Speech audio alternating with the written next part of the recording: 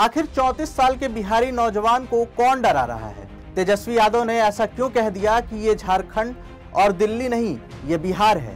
दरअसल लोकसभा चुनाव का 7वां चरण आते आते अब जुबानी जंग भी अपने चरम पर पहुंच गई है और इसी क्रम में पीएम मोदी ने शनिवार को एक चुनावी जनसभा के दौरान इंडिया ब्लॉक और आरजेडी पर तीखा हमला बोला। फिर क्या था? आरजेडी और एनडीए के बीच वार पलटवार का दौर शुरू हो गया। इस रिपोर्ट में आपको बताते हैं कि पूरा मामला क्या है।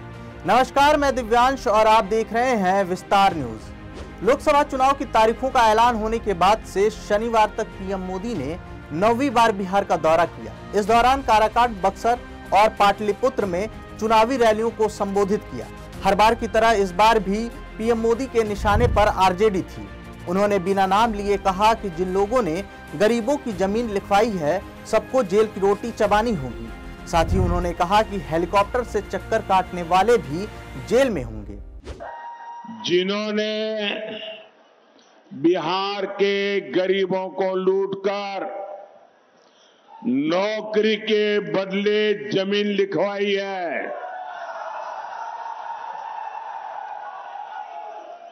कान खोल के सुन लो, उनका भी जेल जाने का काउंटडाउन शुरू हो चुका है।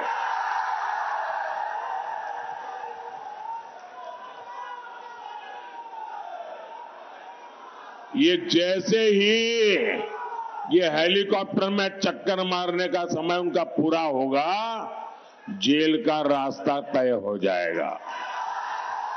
दूसरी ओर इंडिया ब्लॉक के साथी होने के बाद भी बिहार में अकेले मोर्चा संभाले आरजेडी नेता तेजस्वी यादव इस बयान पर भड़क उठे। पीएम मोदी के बयान पर पलटवार करते हुए उन्होंने इसे झारखंड में हेमंत सोरेन और दिल्ली में अरविंद केजरीवाल की गिरफ्तारी से जोड़ा और कहा कि ये बिहार है।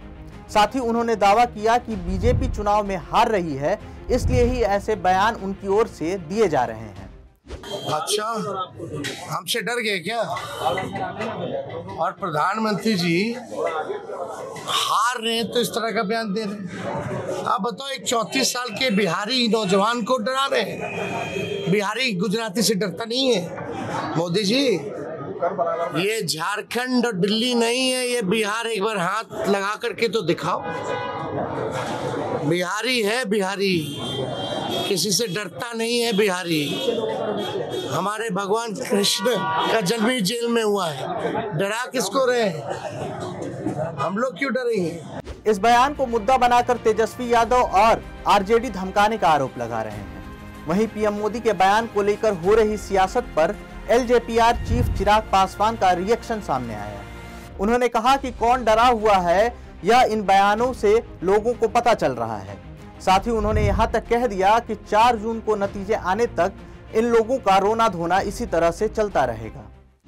आपने भ्रष्टाचार किया है तो आप पर कार्रवाई होगी। दुनिया की कोई ताकत आपको बचा नहीं सकती अगर आप दोषी हैं। और यही बात मेरे प्रधानमंत्री ने कही।